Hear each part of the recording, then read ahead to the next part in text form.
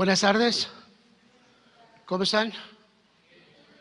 Me da gusto mirarlos, verlos aquí, en este lugar.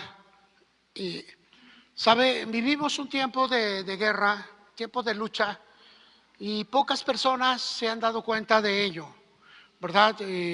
Platicando con los hermanos, miramos cómo todo lo que es el municipio de San Felipe también se encuentra ya en una guerra muy extraña, muy difícil en contra de la maldad.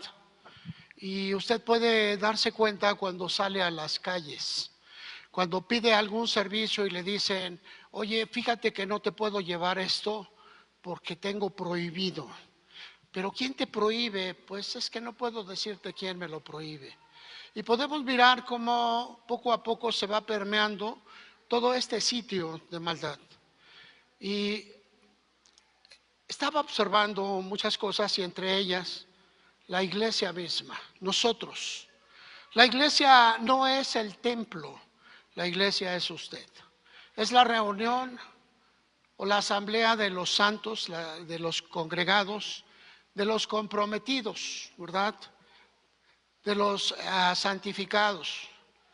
Y le preguntaba al Señor acerca de todo ello, cómo se va moviendo la iglesia, cómo se va teniendo ese movimiento. Y dice la Escritura, porque muchos son llamados y pocos los escogidos. Entonces tiene que darse todo ese cauce, tiene que darse todo ese movimiento para usted, para mí.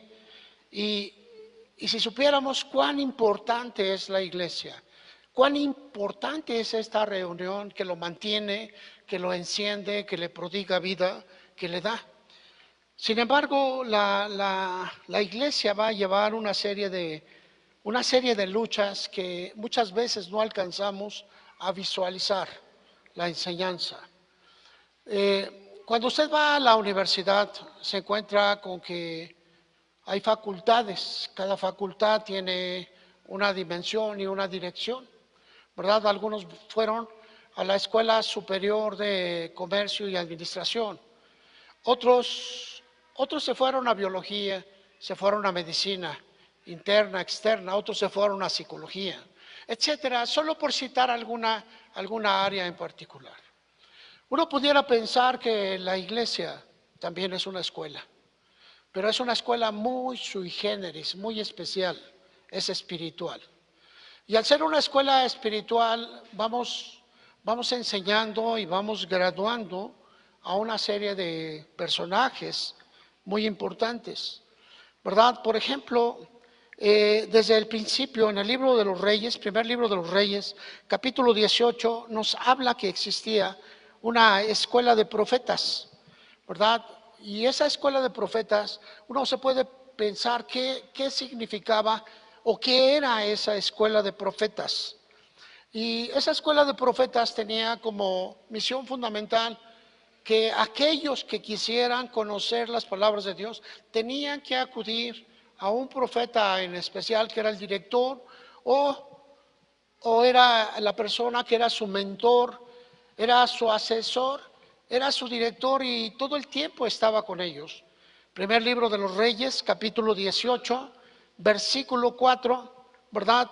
Dice que cuando Jezabel destruía a los profetas de Jehová, Abdías tomó a 100 profetas de Jehová y los escondió de 50 en 50 en cuevas y los sustentó con pan y agua.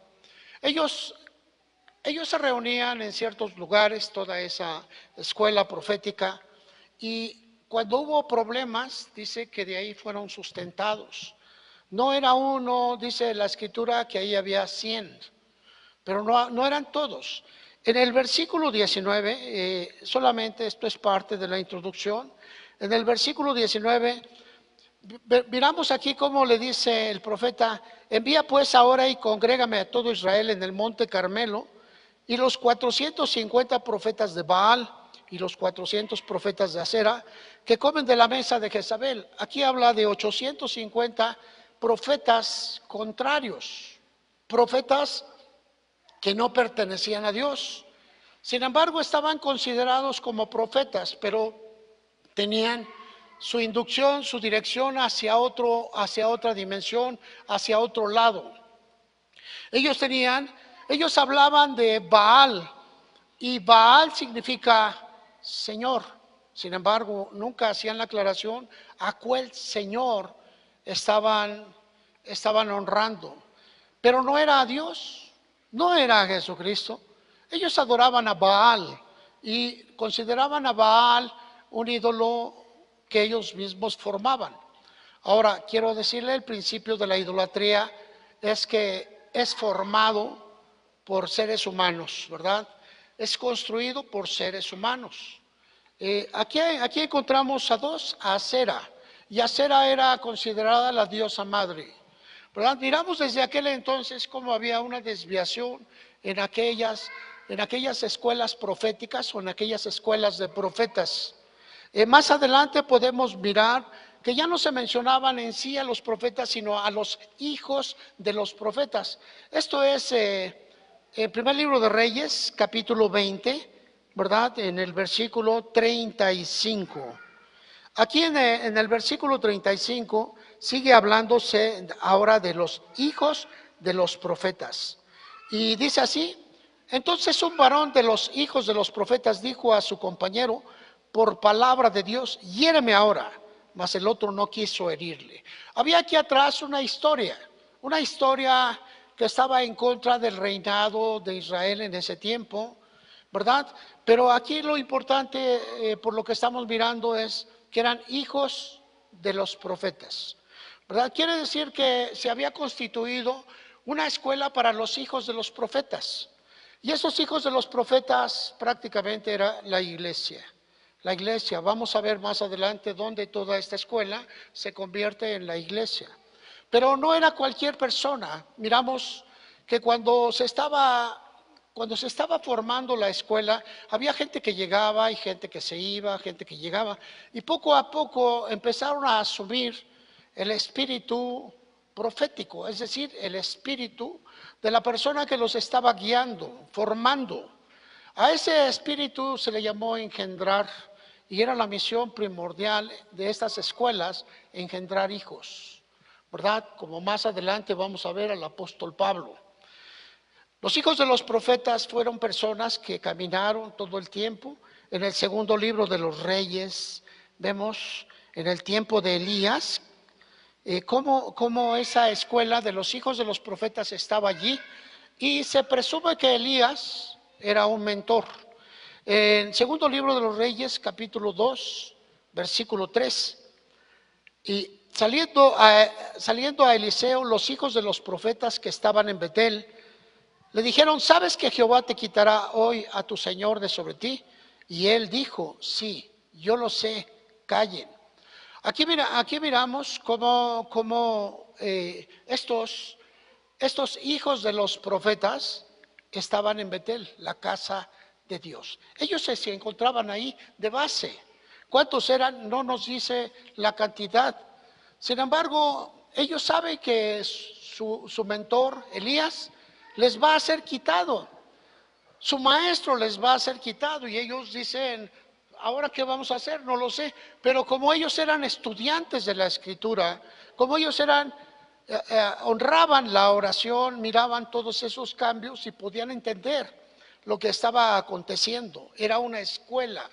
Es como decirle, por los tiempos que estamos viviendo hoy, usted que tiene ya tiempo en la iglesia debe de entender que la maldad va a alcanzar cúspides. La maldad va a llegar a límites insospechados, y que solamente su relación con Dios le va a hacer salvo en medio de una generación que se va a opacar. ¿Y cómo lo va a mantener? En la iglesia. La iglesia le va a levantar las manos, la iglesia le va a formar, la iglesia le va a impulsar, la iglesia le va a curar, la iglesia va a hacer de usted todo. Teníamos en común con muchos pastores el hecho de reunirnos de cuando en cuando, y preguntaba: ¿cómo te va con los perniquebrados? ¿Verdad? Era un decir. ¿Quién es un perniquebrado? Bueno, es una persona que sus piernas no le dan para andar, por diferentes formas o por diferentes motivos. La Biblia nos habla de que a la oveja que tiene la pierna quebrada hay que curarla, hay que visitarla, hay que sustentarla.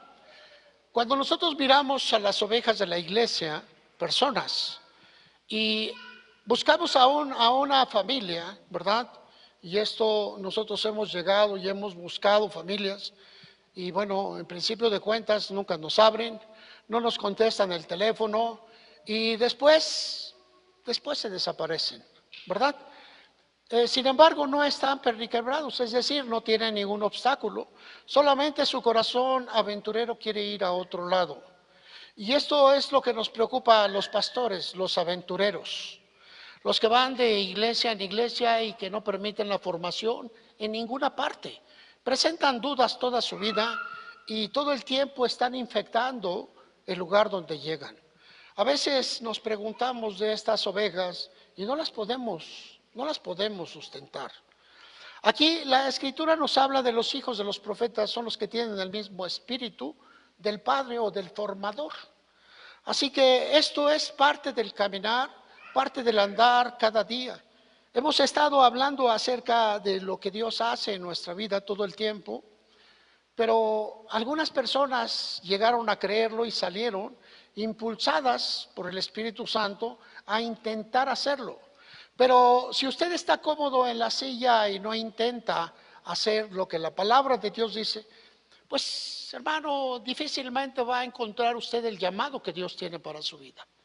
Si usted está cómodo allí donde se sienta y no va a haber nada que le mueva, o siente que no tiene ningún tipo de convenio, de compromiso, de alianza con Jesucristo, difícilmente va a haber un milagro que se ha sustentado en usted como si fuera un utensilio de Dios. Y todos los dones no van a moverse porque usted está cómodo solamente escuchando.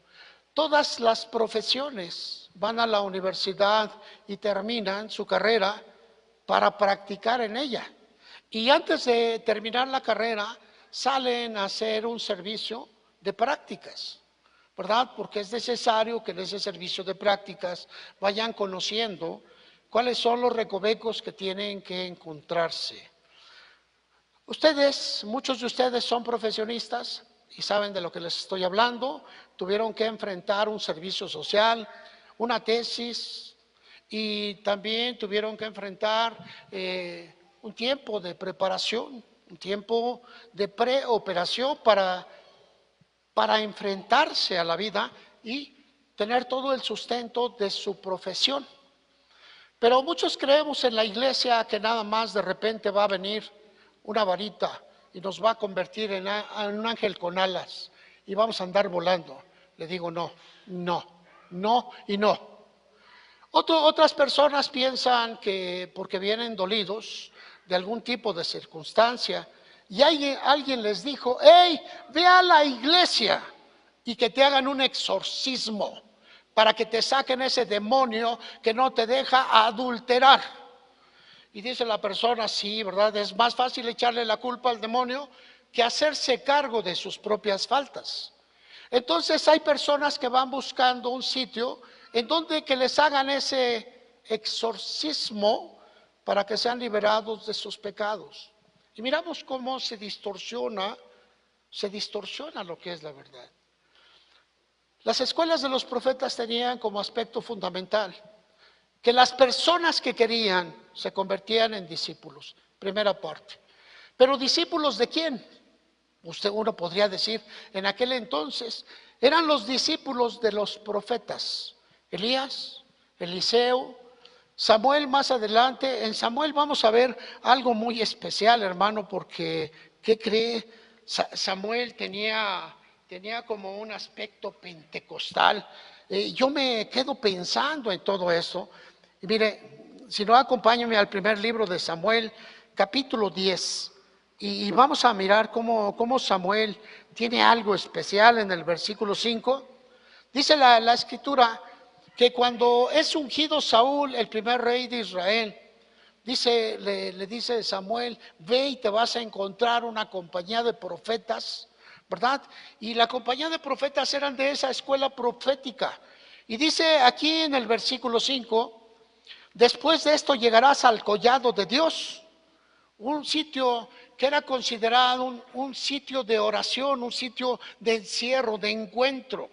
Y dice, vas a llegar al collado de Dios, donde está la guarnición de los filisteos. Allí había una compañía de filisteos, dominadores de Israel.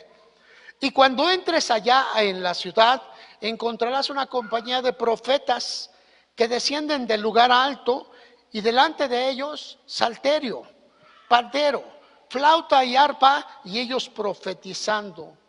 Entonces el Espíritu de Jehová vendrá sobre ti con poder, y profetizarás con ellos, y serás mudado en otro hombre. Fíjate cómo aquí aparece un estado pentecostal, un estado emotivo, un estado en el cual aparentemente hay una función diferente. Aquí en las escuelas proféticas no se veía esto, pero con Samuel empieza a verse con que había alegría, había baile, había danza y había profecía en medio de todo ello. Y uno podía preguntarse, ¿verdad? Pero el Espíritu Santo todavía no se había manifestado. Bueno, no se había manifestado en todos conforme a la profecía, pero se había manifestado siempre en algunos. Y miramos aquí cómo a través de este tipo de cosas, ¿verdad? Empieza a darse algo inusual, algo que no estaba contemplado en la religión de muchos. Y se rompe. Dice aquí, salterio, aunque muchos omiten un acento y le dicen, es salterio, ¿verdad? No, es salterio, es un instrumento de cuerdas. Pero también está catalogado de esa manera si quiere verlo, ¿verdad? Porque había saltos, brincos, había pases de danza, había vueltas. Y dice la escritura que cuando este hombre empieza a profetizar, a predicar con ellos, dice que es mudado en otro hombre. Y yo me he preguntado, amado hermano, cuando usted decida predicar el Evangelio de Dios, va a ser mudado en otro. Cuando usted decida predicar y compartir el Evangelio y convertirse en un testigo de Dios, usted va a ser transformado en una persona que ignora que está dentro de usted. Una persona poderosa, santa, agradable a Dios y que está siendo formada por las manos del Espíritu Santo. Cuando usted se atreva a abrir su boca y compartir el Evangelio de Dios, mirará grandes cosas y entonces usted se convertirá en los hijos de los profetas. Usted será un hijo de los profetas. Y sabe, es lo que hace una diferencia. La escuela de los profetas caminaba allí y miramos de diferentes formas y maneras. Sin embargo, podemos mirar cómo al paso del tiempo las escuelas de los profetas sufrieron daños. Encontramos profetas personales, como profetas que solamente le servían al rey, y dice que tenía muchos que le profetizaban buenas cosas, que le alababan mediante la palabra, y todo el tiempo estaban tratando de levantarle, ¿verdad?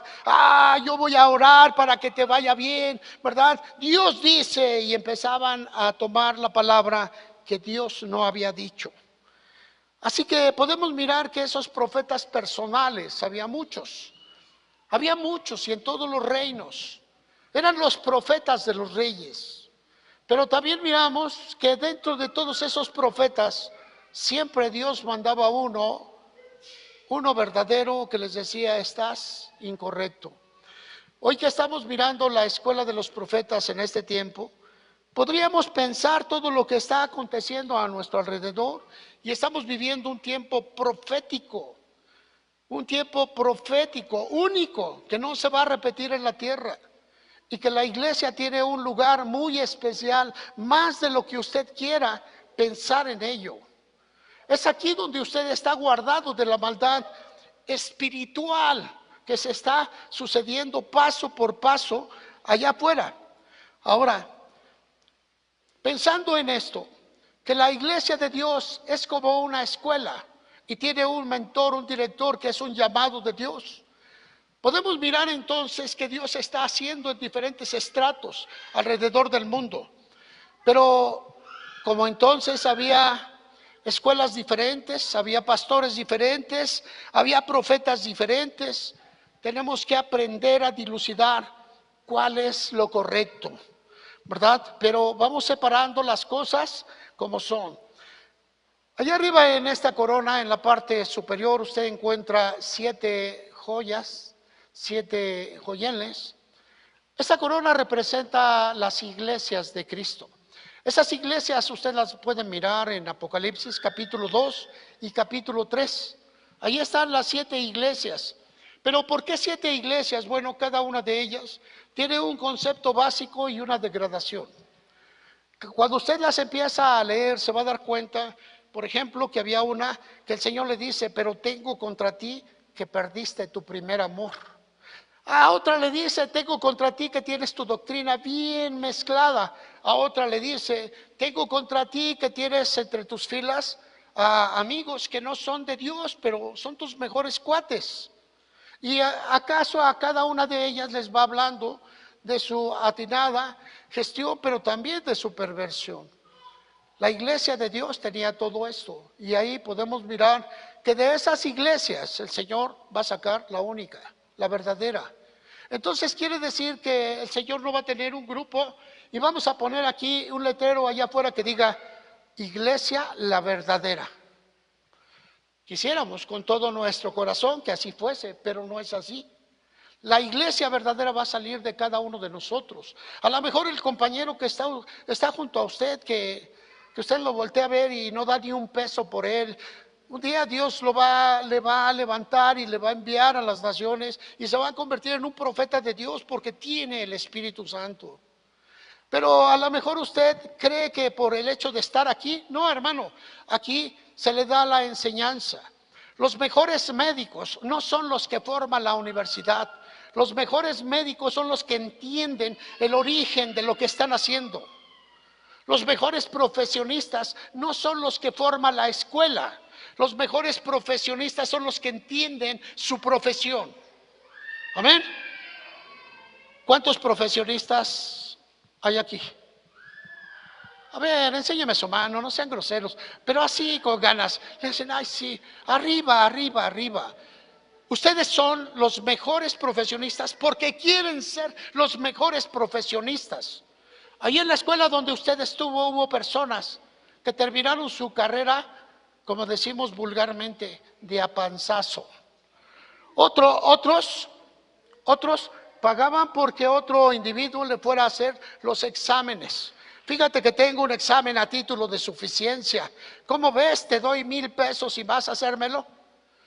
Casi te pareces a mí, si pasas con la credencial.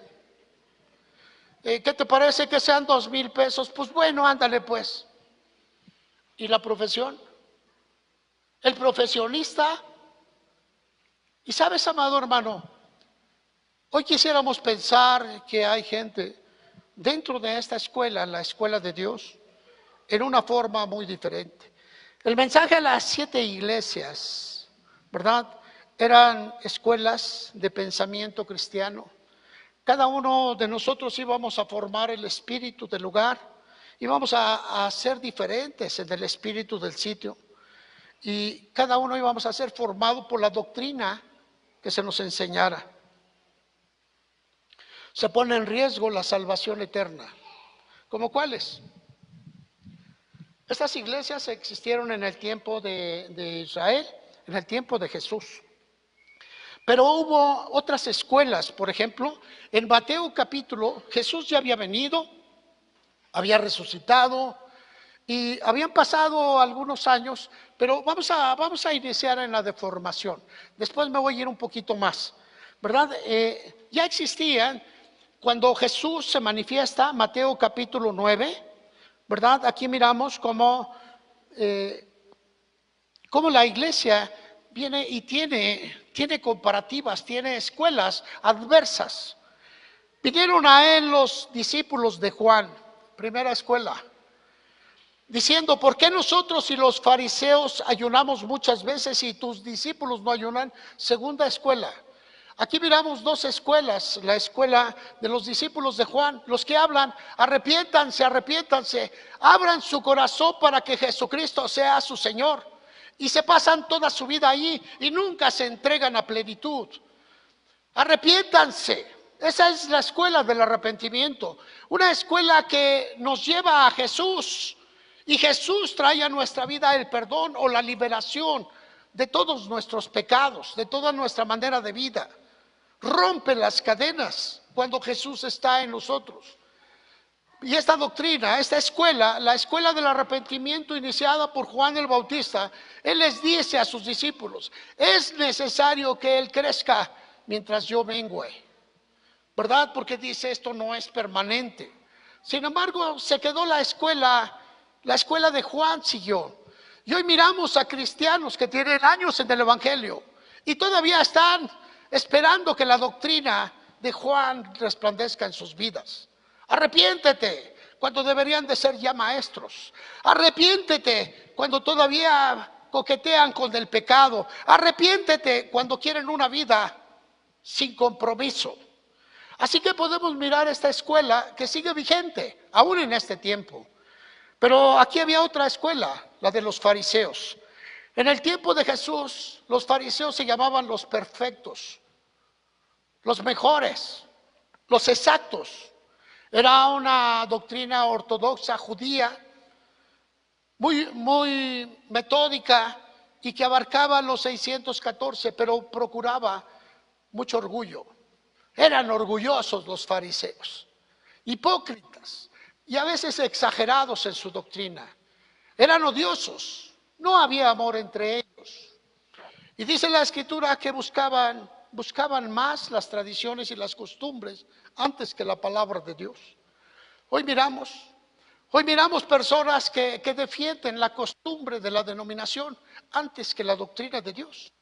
Hoy encontramos personas que están encontrándose con ese tipo de cosas y no dejan crecer la obra santa. Existían en ese tiempo de Israel y en los tiempos de Juan algunas escuelas. Entre ellos podemos mirar a los discípulos de Juan, que predicaban el arrepentimiento. Eran los preparadores. Sin embargo, muchos se quedaron en esa doctrina, nunca cambiaron. El apóstol Pablo los encuentra 60 años después, cuando ya deberían de estar llenos del Espíritu Santo. Les dice: ¿y ustedes en qué fueron bautizados? Dicen: pues nomás en el bautismo de Juan. Hechos de los Apóstoles 19, versículos 5 y 6. Allí deberían ellos de ser ya maestros, pero les dicen: solamente fuimos bautizados ahí. Bueno, pero ¿por qué no siguieron lo demás? ¿Por qué no consintieron el cambio de sus vidas? Pues es que a lo mejor no queríamos compromisos, no podíamos, teníamos detenidos por nuestra manera de pensamiento, ¿verdad? Dicen aquí, Hechos de los Apóstoles 19, versículos 5 y 6. ¿En qué fueron bautizados ustedes? Y dice: pues en el nombre del Señor Jesús, ¿verdad? Pero ellos eran discípulos, dice el versículo 1, que eran discípulos de Juan. Y sabe, eso va a ser lo extraño, que hoy en este tiempo no haya discípulos de Cristo, son discípulos de Juan, son discípulos de los fariseos, son discípulos de los saduceos. Y sabe, dice la Escritura, ve cambiándole el versículo 2, dice la Escritura que estas personas tenían el conocimiento. Pablo estaba ahí anonadado. Bueno, pues ustedes en qué fueron bautizados. Dijeron: es que nada más en el bautismo de Juan. ¿Cómo? Pero Juan bautizó para que la gente ingresara a la preparación. Era el principio, era el inicio de una vida cristiana. ¿Por qué se quedaron ahí? ¿Por qué nada más entraron y ahí se quedaron? Si es todo lo demás, el sello, el Espíritu Santo es la aceptación de Dios para tu vida, en la vida eterna. Si no tienes al Espíritu Santo, no tienes la vida eterna. Espíritu es vida. Y si el Espíritu no está en ti, no tienes la vida, hermano. Y si tú vienes a la iglesia solamente para contemplarte un poquito y que ya con eso ganaste puntos para la salvación, te digo: no. La iglesia es una escuela y está formándote. Y dice la Escritura que estos les preguntó: ¿en qué fueron bautizados? Y ellos dijeron: pues en el bautismo de Juan. Ahí vivían. Pero Juan era el preparador, Juan era el que les decía, acepta a Jesucristo. Era Juan el que les decía, haz una oración y pon tu vida en las manos de Dios. Juan era el que les decía, hagan frutos dignos de arrepentimiento.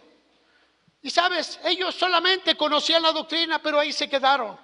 Es como cuando invitas a una persona aquí a la iglesia y le dices, acepta a Jesucristo como el dueño de tu vida. Pon tu vida, doblégate ante Él. Dile que Jesús sea el Señor de tu existencia.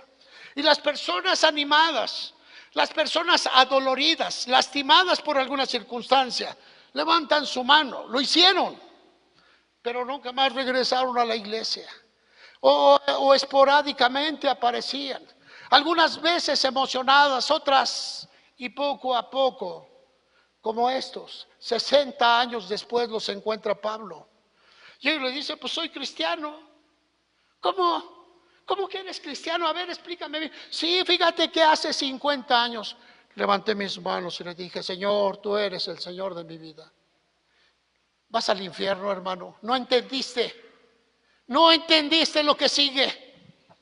Y cuando estamos hablando ese tipo de cosas, a veces nosotros podemos engañar a las personas. Poner la vida en las manos de Dios es permanentemente, es estar con Él, no es una vez y para siempre. Pablo tuvo que orar por ellos para que entendieran, para que comprendieran, y vino el Espíritu Santo. Los discípulos de Juan, después aparecieron los fariseos, los saduceos, que eran dos secciones de los judíos. Los fariseos se llamaban a sí mismos los puros, los santos, los perfectos. Y después vinieron los saduceos, que eran los moralistas, los éticos, los que se portaban bien. Los fariseos decían que la doctrina de Dios tocaba el alma, el espíritu y la carne misma. Pero los saduceos decían que no, que todo era comportamiento, que todo era ética, que todo era moral.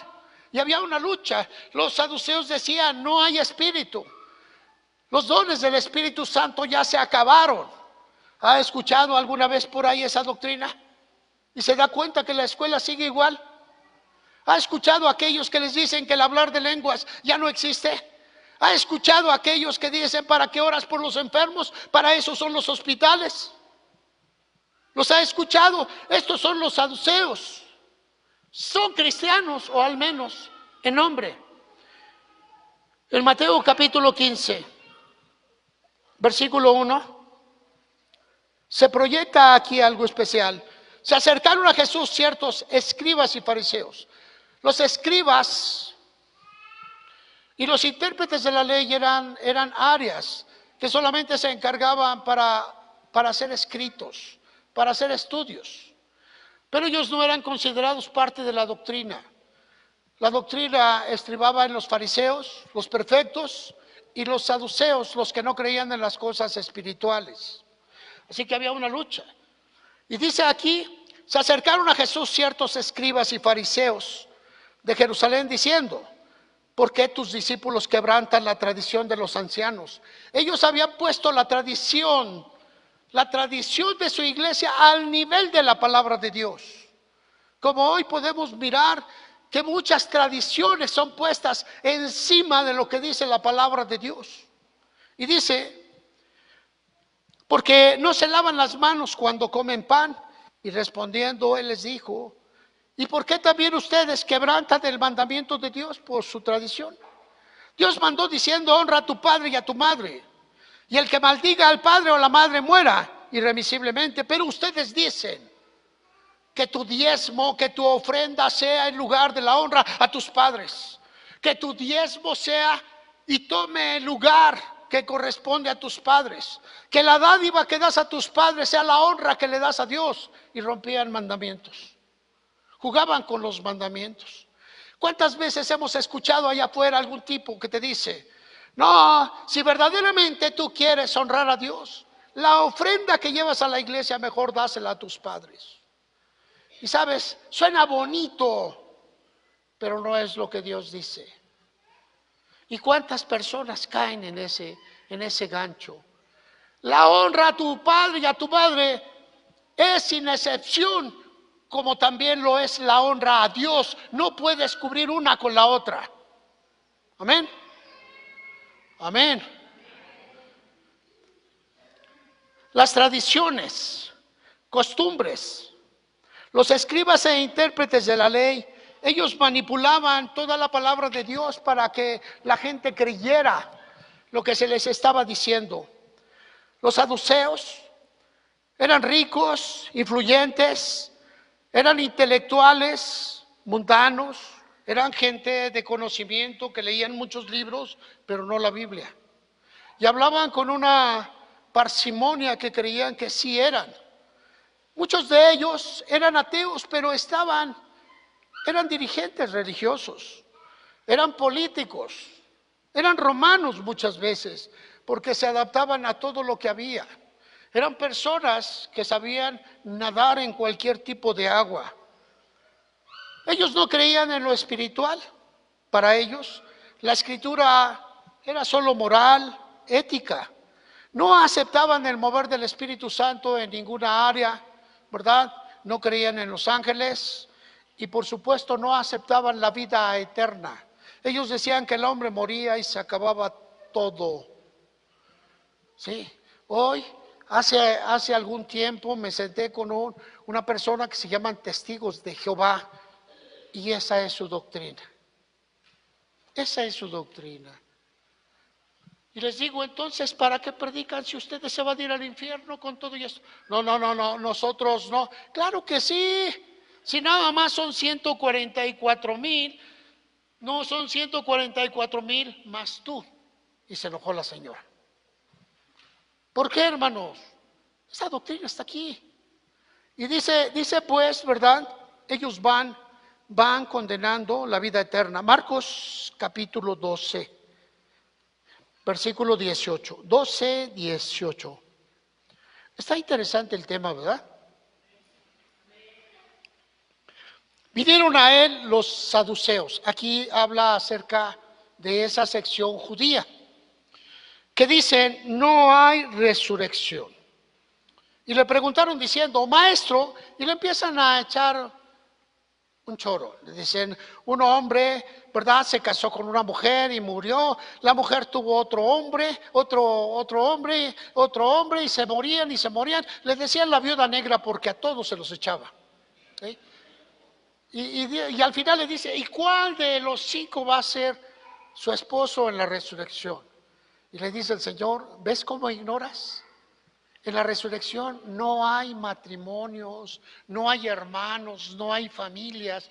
Todos son hijos de Dios o hijos del diablo, según hayan elegido. No hay puntos medios.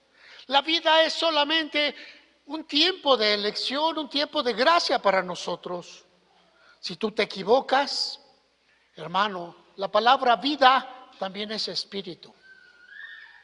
Y dice aquí, ¿verdad? Los saduceos que no creían en lo espiritual, no aceptan el mover del espíritu, rechazan la resurrección y la vida eterna. Versículo 24 dice,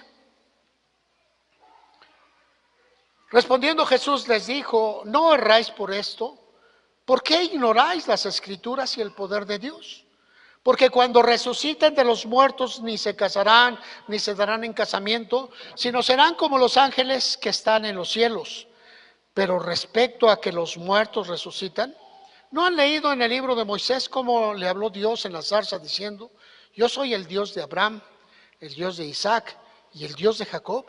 Dios no es Dios de muertos, sino Dios de vivos. Así que ustedes mucho equivocan. Y sabes, les remontó más allá de la Biblia, más allá de los tiempos. Muchas veces esa gente logra pervertir el pensamiento de muchos. ¿Sabes, hermano? ¿Por qué? Porque son escuelas. Ahorita al final voy a hablarte de las escuelas modernas, ¿verdad? Y dice aquí que Jesús condenaba su doctrina. Jesús condenó esa doctrina. Hoy en este tiempo encontramos iglesias que buscan poder y autoridad, ¿verdad? Y bueno, tienen la doctrina de la santa unción. Se llaman a sí mismos los ungidos, se llaman a sí mismos los siervos de gran poder o los siervos del ungimiento. Y manejan una serie de cosas, ¿verdad? Voy a orar por ti, aleluya, ¿verdad? Y bueno, podemos mirar entonces cómo la gente, en lugar de buscar formación, busca poder. Y hoy lo estamos mirando, la iglesia que se llama Resurrección y Poder, ungimiento y restauración, buenas nuevas en el poder del Espíritu Santo. Siempre miramos cómo se maneja esa cosa, ¿verdad? Y bueno, hoy ha tenido un éxito inusitado. Esas iglesias no cambian a las personas, no les dan herramientas, las entretienen, pero es difícil entender lo que está sucediendo. ¿Quieres ver un milagro? Sal a buscarlo, pero ponte a orar y sal de la comodidad de tu casa. Ve a predicar el evangelio y vas a encontrar los milagros de Dios. ¿No quieres que sucedan? Entonces, pues quédate ahí donde estás. Pero sabes, hermano, gente santa y ministerios de Dios, reyes y sacerdotes. Otra de las cosas que vemos aquí, amado hermano, la gente que va buscando autoridad y poder. En Hechos 4, versículo 1, Hechos de los Apóstoles, capítulo 4, versículo 1, dice: hablando ellos al pueblo, vinieron sobre ellos los sacerdotes, con el jefe de la guardia del templo y los saduceos, resentidos de que enseñasen al pueblo y anunciasen en Jesús la resurrección de entre los muertos, y les echaron de la mano y los pusieron en la cárcel hasta el día siguiente, porque ya era tarde. ¿Qué predicaban ellos? Dice aquí que predicaban de Jesús y de la resurrección de los muertos. ¿Sabes, hermano? Dicen que un testigo tiene que ver, tiene que palpar y tiene que saber. Y dice el profeta Isaías: ustedes son mis testigos. ¿De qué eres testigo? De Cristo. Bueno, yo soy testigo de Cristo porque conozco a un Cristo que resucitó y que vive en mí. Conozco a un Cristo que hace milagros utilizando mis manos. Conozco a un Cristo que predica su palabra mediante mi boca. Conozco a un Cristo que sigue sanando a través de mis manos. ¿A qué Cristo conoces tú? ¿O a qué Cristo sigues?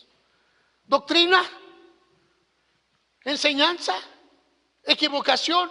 ¿Cuál es el Cristo que tú testificas? ¿De quién eres testigo? Y eso es lo que ha hecho una diferencia. Eso es lo que hace una diferencia entre el testigo real y el testigo que solo tiene palabras. Y esa diferencia tiene que ser saltada, tiene que ser formada en cada uno de nosotros para alcanzar lo demás. Dice aquí que ellos fueron tomados porque anunciaban la resurrección de Jesús. Ellos hablaban de un Cristo resucitado y la gente le decía: ¿y en dónde está? Y ellos les decían: pues nomás mírame, está dentro de mi corazón, está dentro de mi vida. Pienso como Jesús, hablo como Jesús, actúo como Jesús. Es Jesús el que está dentro de mí por medio de su Espíritu. Amén. Ahora, fíjate cómo va haciendo, ¿verdad? Los saduceos siempre estaban buscando puestos públicos. Había otro tipo de escuela. Esta la vamos a ver en Marcos capítulo 3. Marcos capítulo 3, en el versículo 6. Y aquí vemos otra escuela. Dice,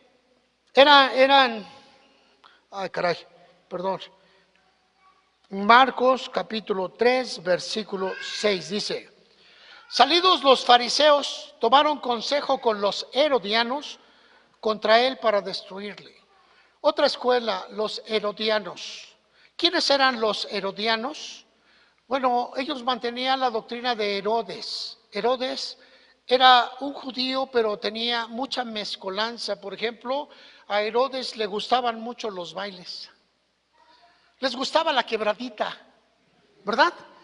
Ah, y por supuesto, y como estaba la quebradita, pues también había que echarse sus alipuses, ¿verdad? Para estar bien contentos y bailar muy bien. Así que venían y se echaban sus alipuses. Si usted no sabe lo que es un alipuz, busquen un diccionario, hermano. ¿Sí? Allá en mi rancho les llaman tragos, ¿verdad?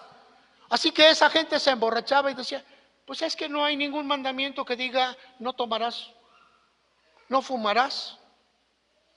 Dice el Señor, no desearás la mujer de tu prójimo, pero hay muchas que no tienen prójimo. Le pregunta a una señorita, oye, ¿tú tienes prójimo? Digo, ¿tú tienes novio? Pues no, no tengo novio, entonces no tienes prójimo. Y empezamos a tergiversar la palabra de Dios. ¿Sabes cuántos hay de esos? Un chorro, un chorro. Los herodianos eran eso, eran públicamente, ¿verdad? Públicamente diplomáticos. Se movían conforme se movían las aguas. Ellos se movían, se adaptaban a todo, parecían camaleones. Venían en la iglesia y levantaban las manos. De repente se les salía una lágrima. ¡Aleluya! El cocodrilo está llorando. ¿Qué sucedía? No había cambios. En casa le pegaban a la mujer. No cumplían con sus deberes. Eran hijos desobedientes. Eran personas orgullosas. Los herodianos tenían eso. Y dice la escritura que se fueron a unir con los fariseos, con los hipócritas que había calificado Jesús. Y dice que entre las dos facciones estaban pensando cómo matar a Jesús. Y dice por la doctrina. Así que estas dos escuelas estaban allí. ¿Sabes, hermano? Esas escuelas son nefastas. Capítulo 12, aquí de Marcos, capítulo 12, ahora en el versículo 13. Dice, y enviaron a algunos de los fariseos y de los herodianos para que les sorprendiesen en alguna palabra. Ahora ya caminan juntos. Andan fiscalizando a Jesús en todas sus palabras porque lo quieren condenar. Quieren encontrar una falla en su oratoria. Quieren encontrar una falla en su vida, pero no la encuentran. Y todo el tiempo van siguiéndolo. Se han infiltrado, hermano. Se han infiltrado. Allá en Coacalco, en el Estado de México, el lado de Catepec y Coacalco, había una hermanita que nos acompañó muchas veces, la hermana Mari Márquez. Ya falleció. Y esta hermanita un día me platica que a su iglesia se había encontrado una persona que trabajaba en gobernación. Y platicando en medio de todo ello, ella le ayudó en muchos aspectos, tanto a ella como a su familia. Y la mujer agradecida le dijo, dice, mira hermanita, dice, en cada iglesia cristiana de más de tantos miembros, hay una persona de gobernación o que le reporta a gobernación. Así que no dudo ni tantito de que aquí haya una persona que le reporta a gobernación. ¿Por qué digo esto? Cuando ella me decía que gobernación tenía número exacto de los congregantes, tenía nombres. O sea, si tú crees que esto está completamente fuera del objetivo de gobierno, te digo, no.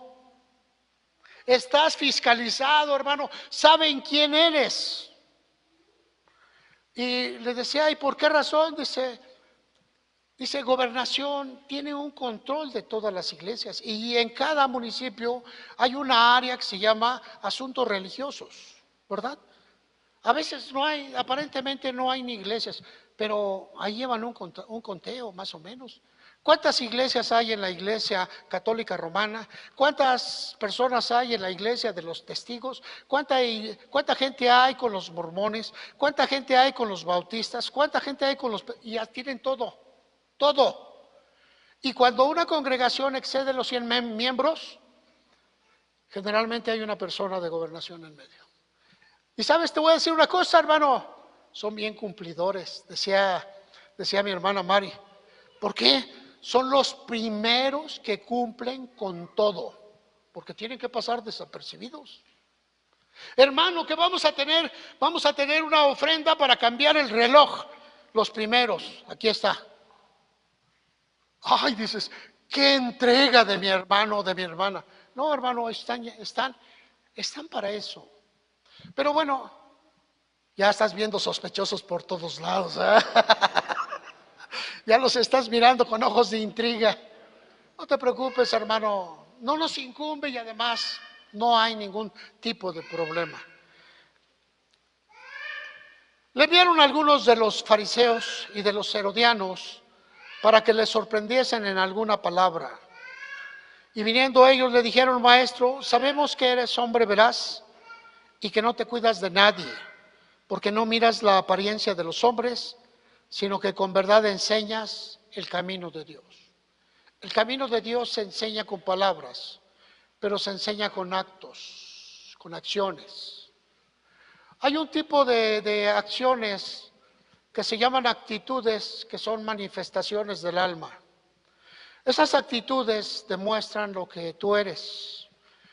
No hay palabras, o sea, no puedes acusar a una persona de hacer algo porque no es una acción, es una actitud. ¿Cómo es una actitud? Una hermanita, un hermanito que entra y como que le estaban hablando los ángeles y el hermano aquel se quedó con la mano extendida. No lo saludó.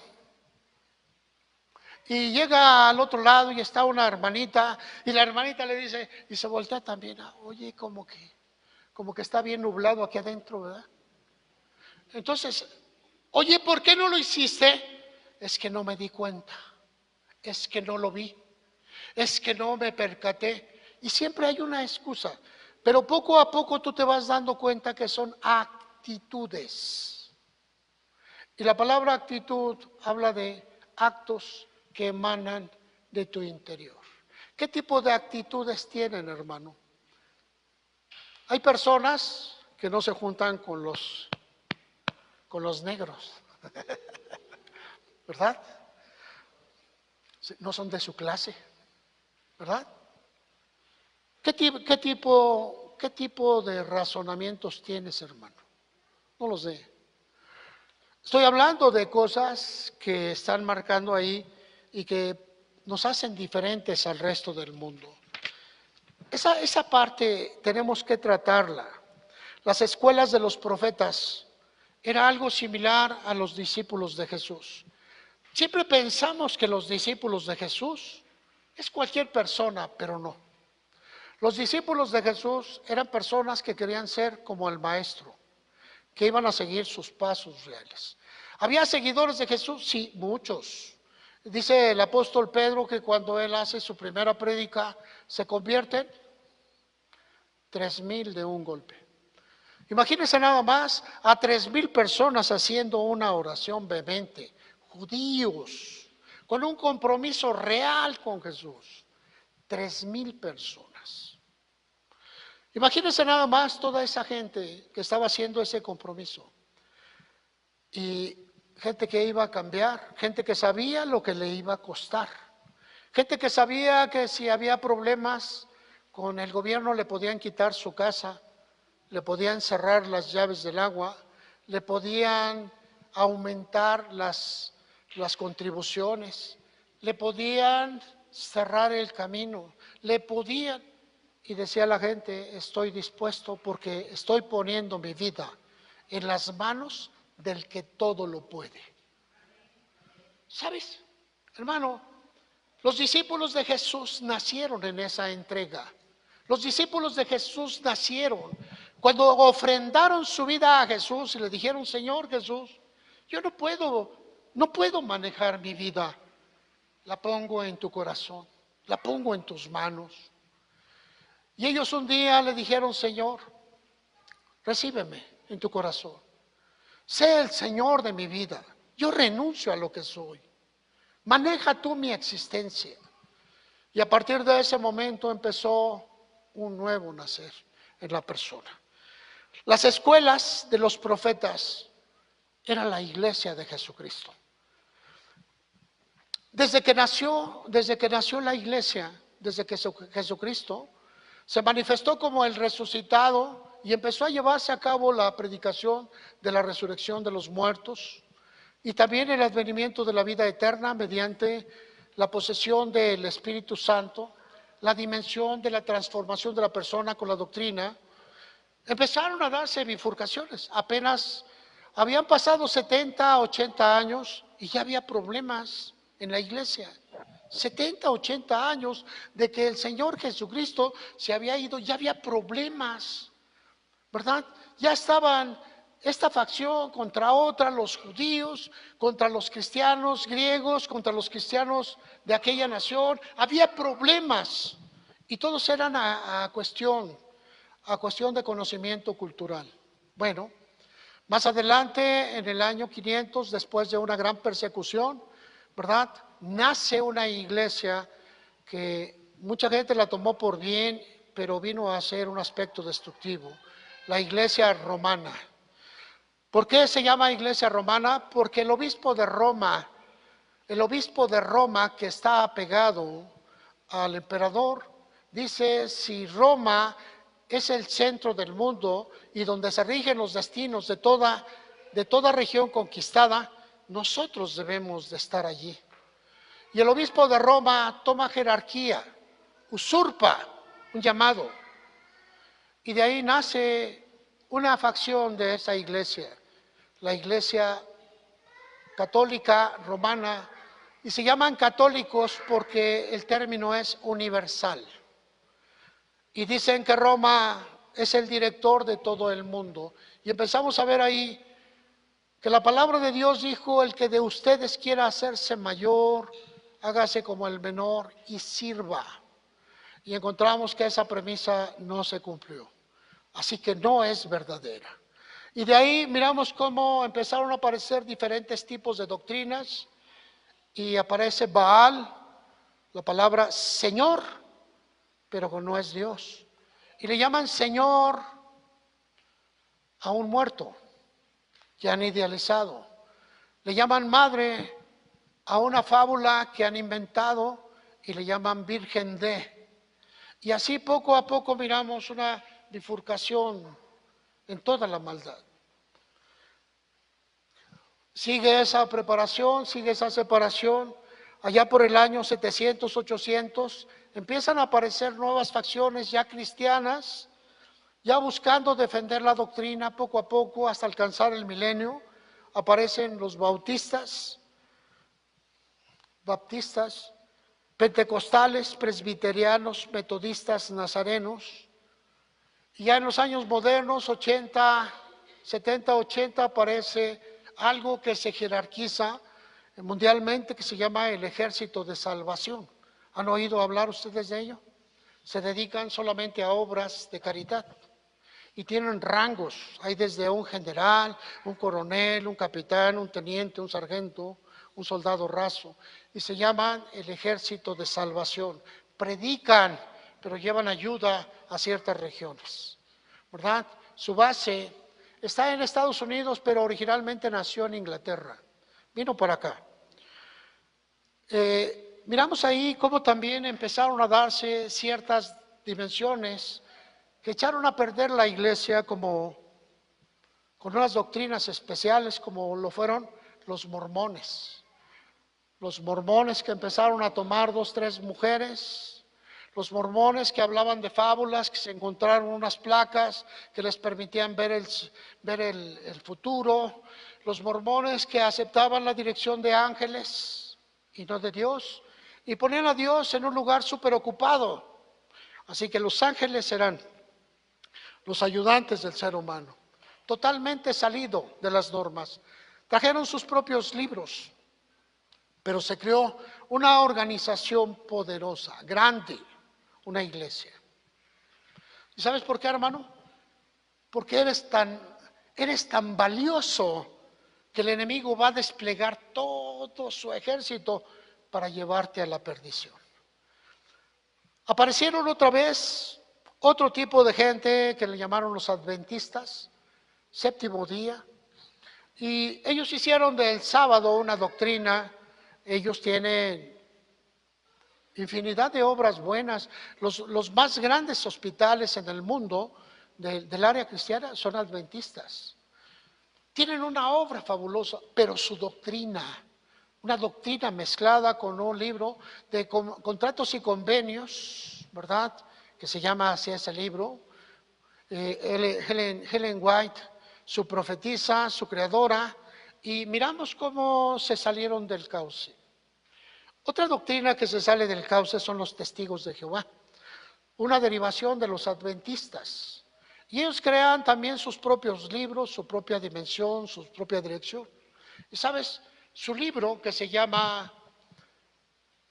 diferente a la Biblia, no le pueden llamar Biblia porque la palabra Biblia está autorizada solamente por las sociedades del mundo.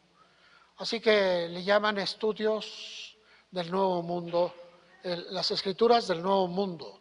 No le pueden llamar Biblia. Pero ahora, amado hermano, pues tienen una doctrina tan extraña, pero son metódicos, son persistentes y logran meterse a las casas y bueno, pues igual como aquellos que te mencionaba, también se reúnen una vez cada cuando, cierran las puertas, ponen una botella de alcohol, bailan, cantan, se acaban la botella, sacan otra, fuman, hacen todo, pero solo entre ellos, ¿sí? No permiten el ingreso de nadie que no sea de ellos. Y miramos cómo aquí, amado hermano, aparecen otras cosas, no de la pureza, no de la pureza.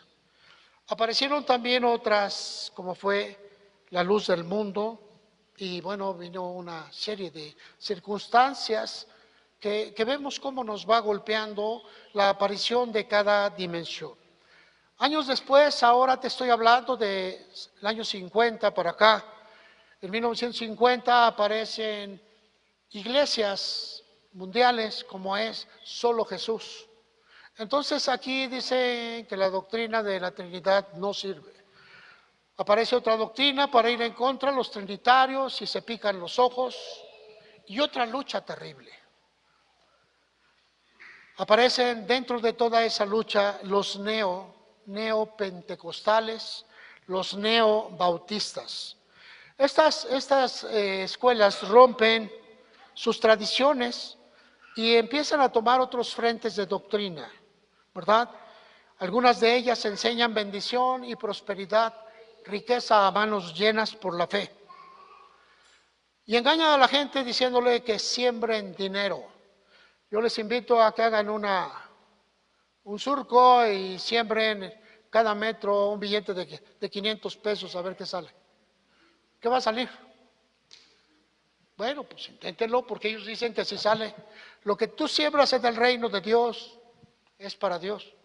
Pero por más que me esfuerzo en conocer su proyecto, no lo encuentro. No lo encuentro.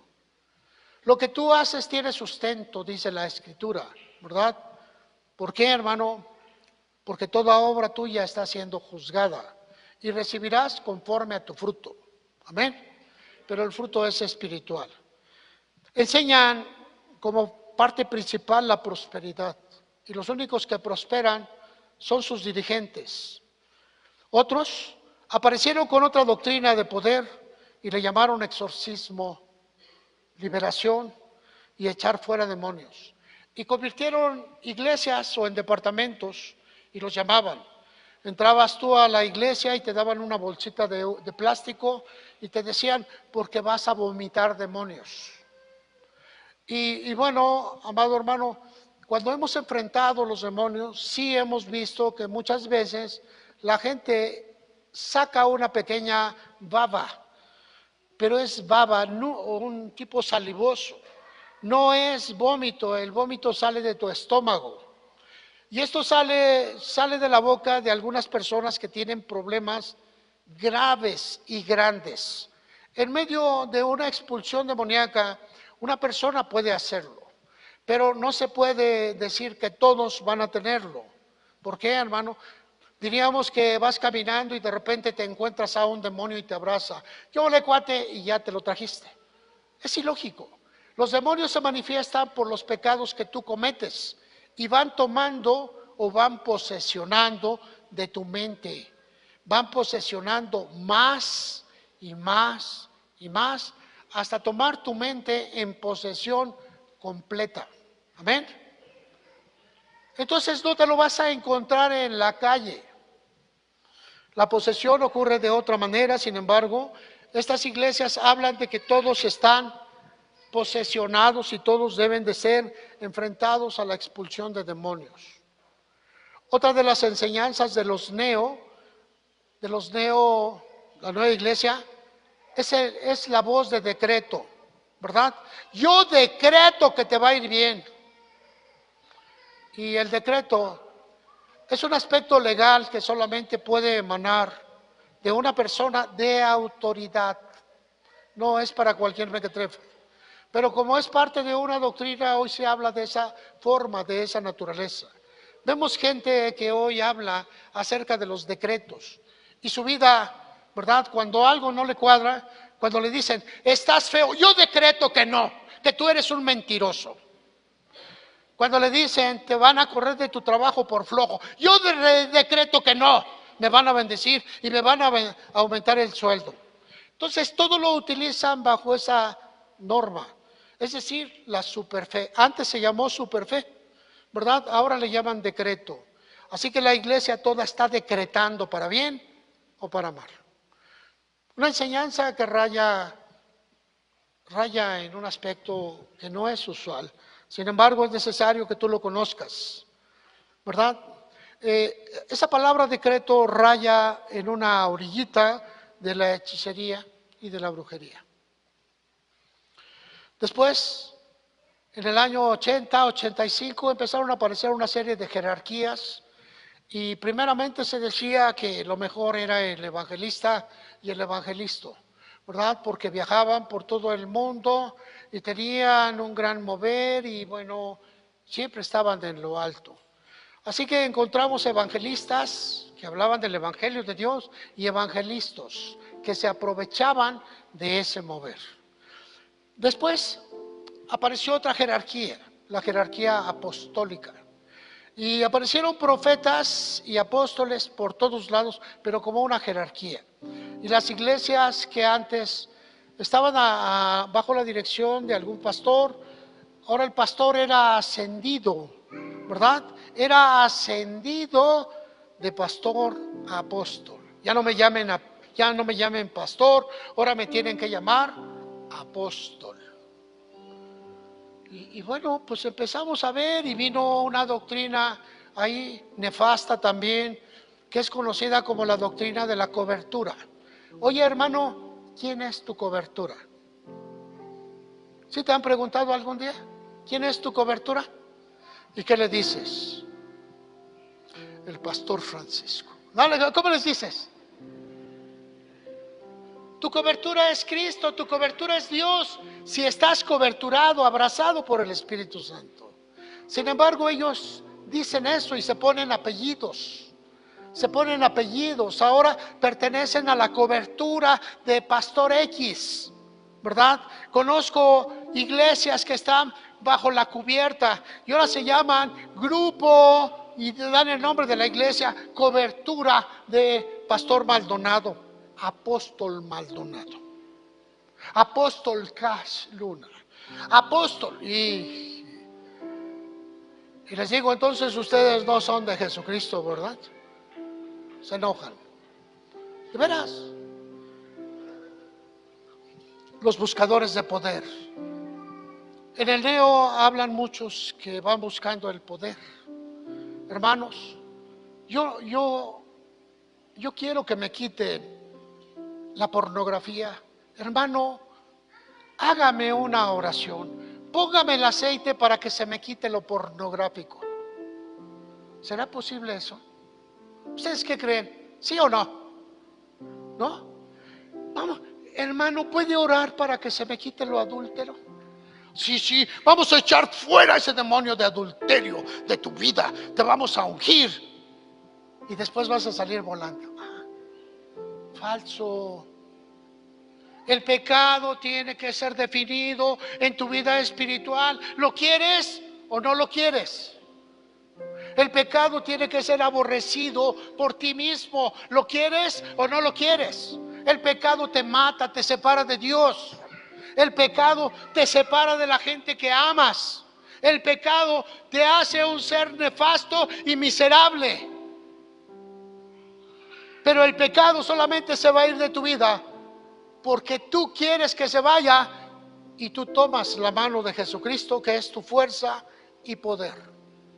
De otra manera, los ministerios que aparecen ahora son los buscadores de poder.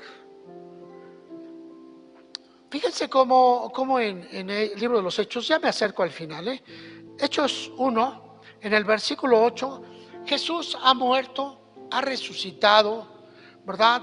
Se apareció a mucha gente y están en los últimos momentos de que Él está en la tierra y les dice aquí en el versículo 8, pero recibirán poder.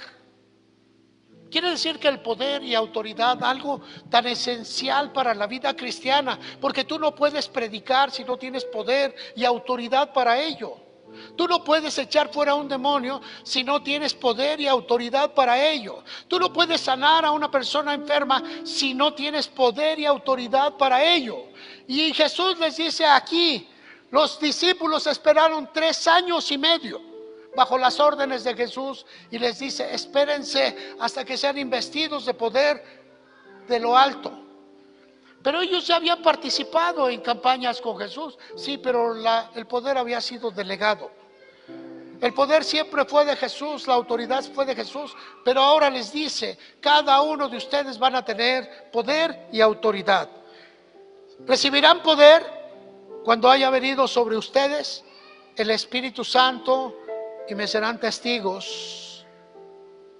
Ustedes hablarán de un Cristo que vive, que resucitó dentro de ustedes. Sí, hay un coro que dice, porque Él vive, ¿qué dice? Porque Él vive, ¿qué?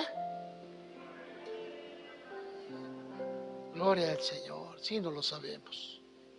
Porque Él vive, yo vivo. Porque Él vive, yo soy cristiano porque Él vive en mí y yo en Él. Y testifico que Él está vivo, que resucitó y está en mí. Y la obra de Jesús se sigue haciendo porque yo hablo de un Cristo vivo que vive en mí. Ese es un testigo, el que ve, oyó y actuó en las obras. Y dice aquí, recibirán el poder cuando haya venido sobre ustedes el Espíritu Santo. Poder y autoridad. El poder y autoridad es para los obedientes. El poder y autoridad es para los que están dispuestos a cambiar su vida. Quiero que vean en Lucas capítulo 9, ya casi, mi hermano, ya casi me voy acercando, no te preocupes, hermano. Si vas a alcanzar la lechuga que encargaste en el tianguis, te van a esperar, ¿no? Ten fe.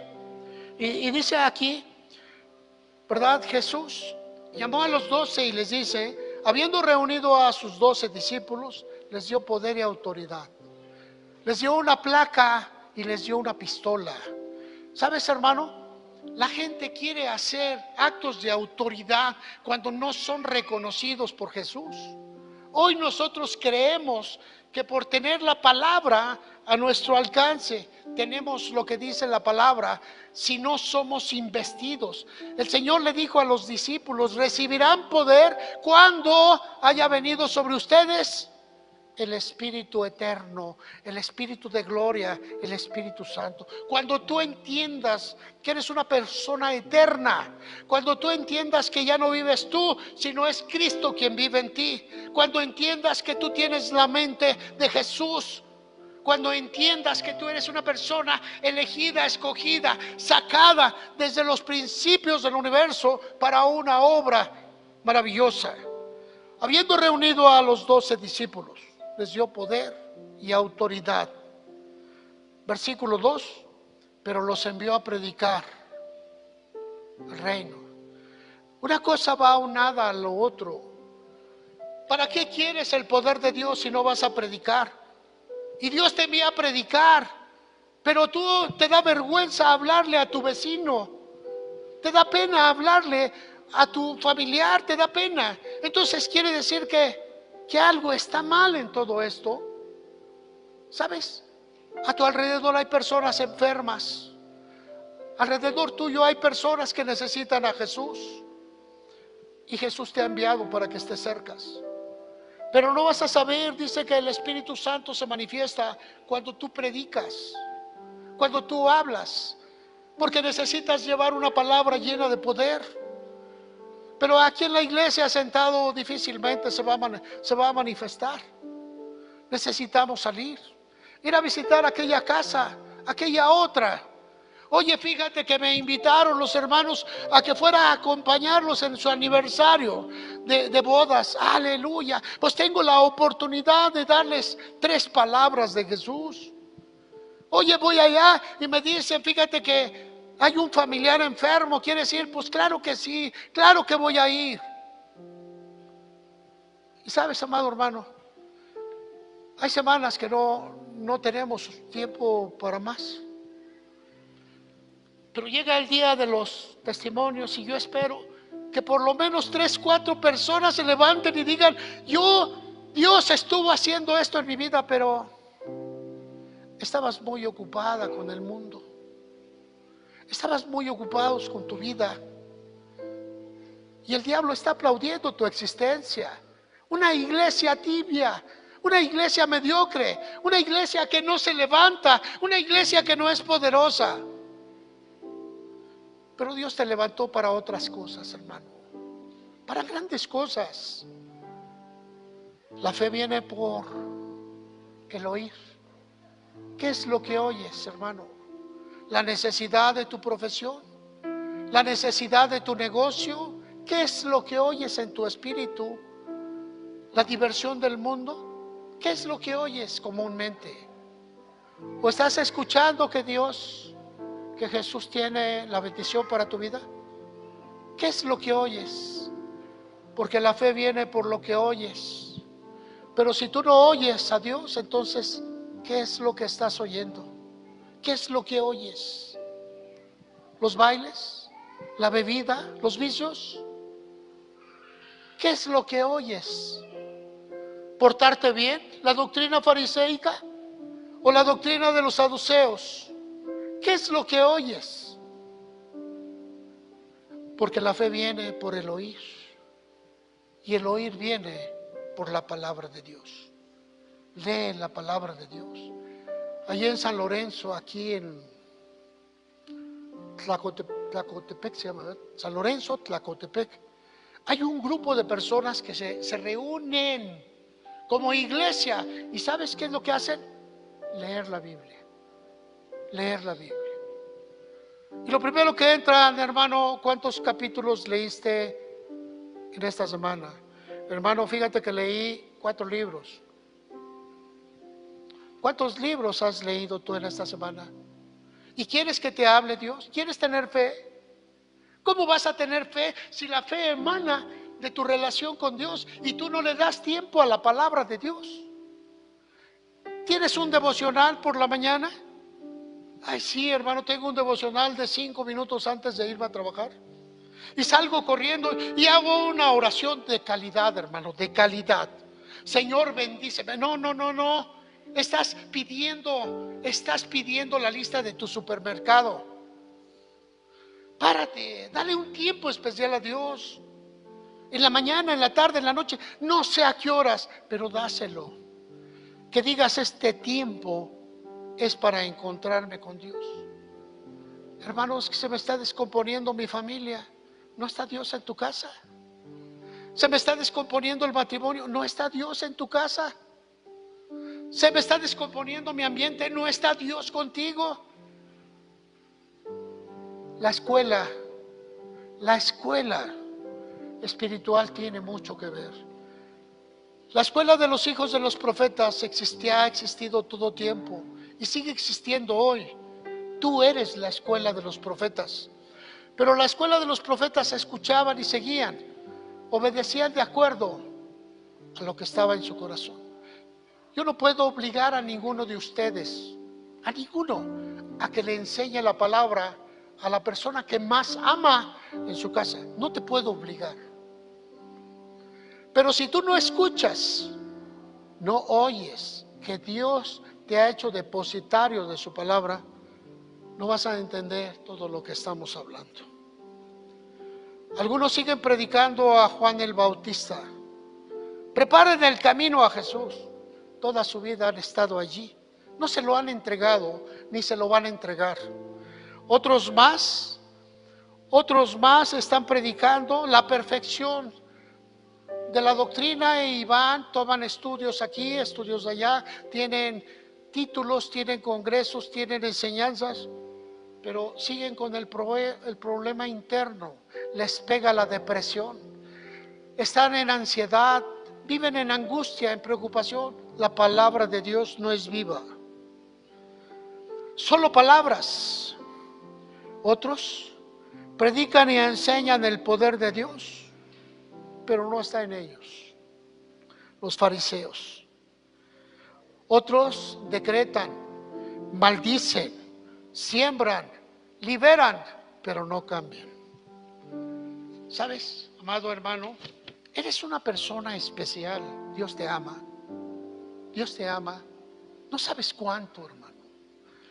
Y cada día va a haber personas que vengan y van a estar ahí y de repente van a decir, allá echan fuera demonios y se van a ir. Allá decretan y se van a ir. ¿Y sabes por qué, hermano?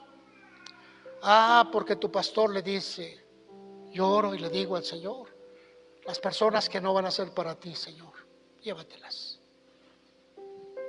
Llévatelas. Voy a perder mucho tiempo, mucho desgaste. Y sabes, por eso ves que gente viene, poco tiempo, se va, vienen, se van. Muchos son solamente ganchos para traer a otros, son parte del eslabón, para traer a alguien. Tú puedes preguntarle, hermano, ¿quién te trajo a la iglesia? ¿Sí te acuerdas? ¿Sí se acuerdan quién les invitó a la iglesia por primera vez? ¿Sí o no? No les voy a decir quién, no les voy a preguntar quién. Nada más díganme, sí. ¿Sí se acuerdan? ¿Dónde están esas personas ahora? ¿Son cristianas o no? Algunos de ellos no lo son, pero fueron instrumentos, porque el importante en la historia de Dios eres tú. El importante para Dios, el elegido para Dios, eres tú. Y Dios está utilizando alrededor de la gente. Muchos de ellos no se van a convertir. Muchos de ellos van a volver a su vida de pecado. Muchos de ellos van a volver a su vida sin Dios. Pero habrán sido instrumentos para alcanzarte a ti y traerte a los pies del Señor. El importante eras tú. No eran ellos. Y hay que darle gracias a Dios por su vida. Voy a terminar. Las escuelas tienen seguidores, tienen alumnos, pero los maestros tienen discípulos. Otra vez te digo, las escuelas tienen seguidores o alumnos, pero los maestros tienen discípulos. Y los discípulos son los que se apropian del espíritu del maestro. Los discípulos son los que caminan con la vida del maestro y la enriquecen con su propia vida. Es como si tú tuvieras, al que tiene, se le dará más. Pero al que no tiene, aún lo que tiene, le será quitado. Qué bonitas palabras, ¿verdad? Pero son tan fuertes. En la iglesia de Cristo, la doctrina de Cristo forma testigos de la resurrección y manifestación de Jesús en predicaciones, enseñanzas de fe, prodigios, milagros, sanidades, maravillas y aún resurrecciones. Joel 2:28, el libro de Joel, capítulo 2, versículo 28, habla acerca de la iglesia poderosa que ha de manifestarse. Y después de esto, derramaré mi espíritu sobre toda carne. Profetizarán vuestros hijos y vuestras hijas. Vuestros ancianos soñarán sueños. Vuestros jóvenes verán visiones. Y también sobre los siervos y sobre las siervas derramaré mi espíritu en aquellos días, y daré prodigios en el cielo y en la tierra. Fíjate que habla aquí, ¿verdad? Vuestros hijos y vuestras hijas, y después dice sobre de toda carne. Pero los hijos y las hijas tienen una acepción muy especial. Esta parte, cuando se cumple el derramamiento del Espíritu, en Pentecostés, Pedro dice, esto es lo que profetizó, esto es lo que dijo el profeta Joel. Él está hablando de que la escuela de Dios es la iglesia. La escuela profética es la iglesia. Y la iglesia eres tú. Eres tú. Quizá no lo has visto, hermano. Quizá no lo has sustentado. Quiero que te pongas de pie.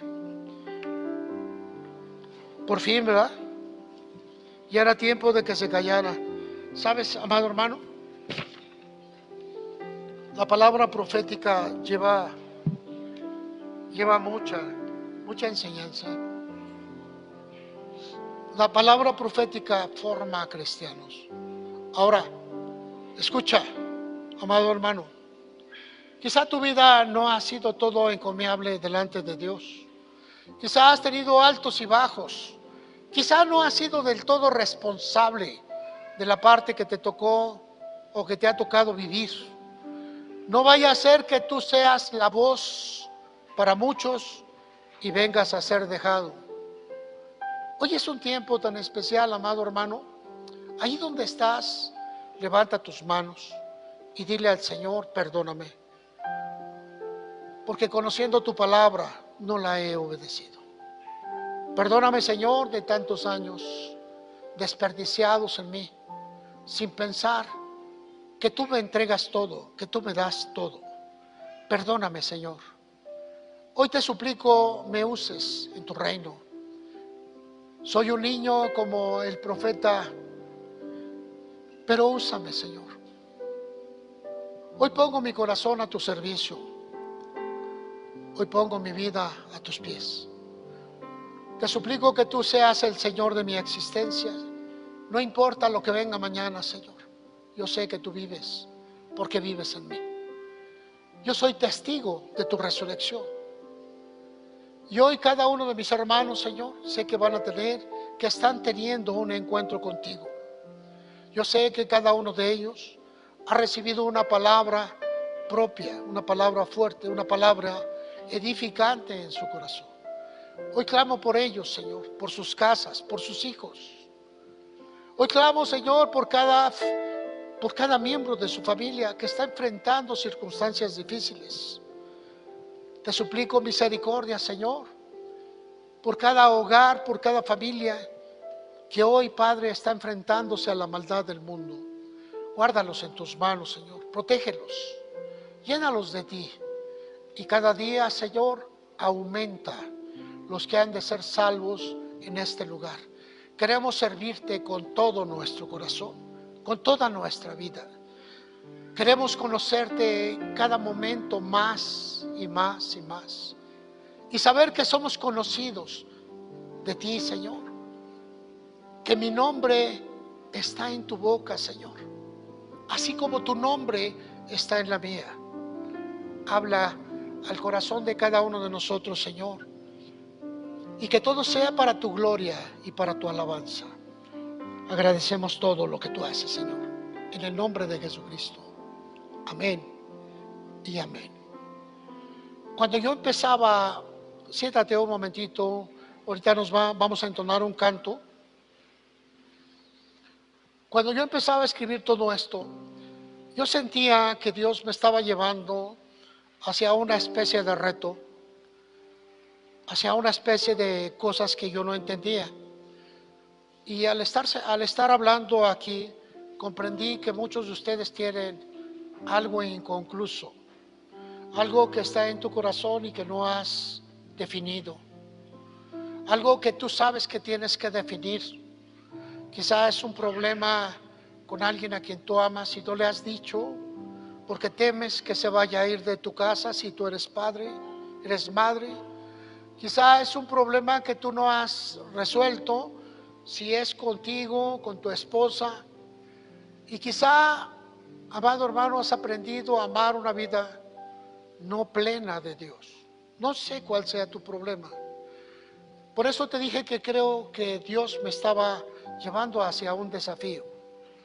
Y ese desafío quiero ponerlo en las manos tuyas. Si tú no estás contento con lo que estás viviendo, si tú no estás contento como es tu vida, ponte de pie, hermano, y dile a Dios: yo quiero cambios en mi existencia. Yo quiero cambios. Yo quiero algo nuevo, diferente. Yo quiero ser diferente totalmente. ¿Te atreves? ¿Quién se atreve? No quiero que lo hagas. Gracias. No quiero que lo hagas porque te estoy impulsando. Quiero que lo hagas porque lo sientes, porque está dentro de ti, que tú sabes que necesitas un cambio en tu vida, pero no puede provenir de ti. Tú no puedes hacer nada. Se ha levantado una hermanita, quizá tú, 2, 3. Solo levanta tus manos y dile a Dios, así como viste a Isaías, así como le hablaste a Jeremías, háblame a mi corazón, Señor. Hoy pongo en tus manos mi existencia, mi vida, todo lo que soy. Yo reconozco que hay cosas que necesito hacer y no he podido hacer, Señor. No tengo la fuerza y el espíritu fuerte para hacer esos cambios. Ayúdame. Ayúdame, Señor. Ayúdame.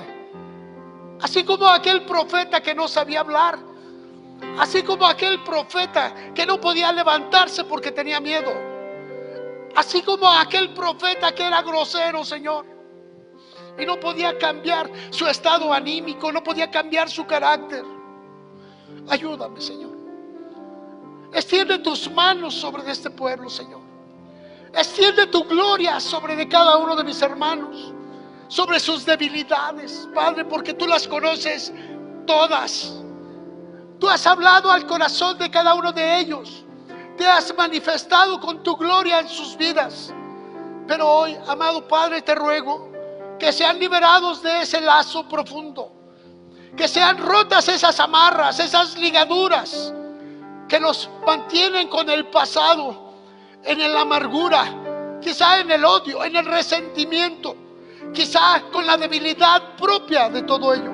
Hoy, Padre, en el nombre de Jesús te ruego que tu gracia, solo tu gracia, Señor, envuelva la vida de cada uno de mis hermanos, de mis hermanas, que traiga, Señor, esa libertad, esa liberación. Reprendo todo espíritu inmundo que está tocando los pensamientos, que engaña, que derriba, que ata, que maldice tu vida, y lo echo fuera en el nombre de Jesucristo. Señor, gracias porque tú lo estás haciendo. Agita tus manos, amado hermano, y deja que se vaya esa oscuridad, que se vaya aquellas cosas que asedian tu vida, esa ansiedad que aparece de momento, esa preocupación que te asalta, esa depresión que aparece cuando tú no la quieres y que te provoca aquellos tiempos de nostalgia, de tristeza. No más, no más, Señor. Yo te doy gracias porque estás liberando a tu pueblo. Te doy gracias, Señor, porque hombres y mujeres hoy tienen un derrotero nuevo, porque la sanidad tuya está llegando, Señor, a lo profundo. Padre, porque el perdón los está envolviendo. Un perdón por su vida pasada, Señor, por eventos que solamente ellos conocen, por eventos, Señor, que están en lo profundo de su vida. Hoy, Padre, todos son puestos en tus manos, en el nombre de Jesucristo. En el nombre de Jesús, Padre, proclamamos tu gracia, proclamamos tu amor, proclamamos tu misericordia, Señor. porque tú has dicho que la fe proviene del oír tu palabra, y tu palabra dice: clama a mí y yo te responderé. Y el clamor nuestro, Señor, está puesto en ti.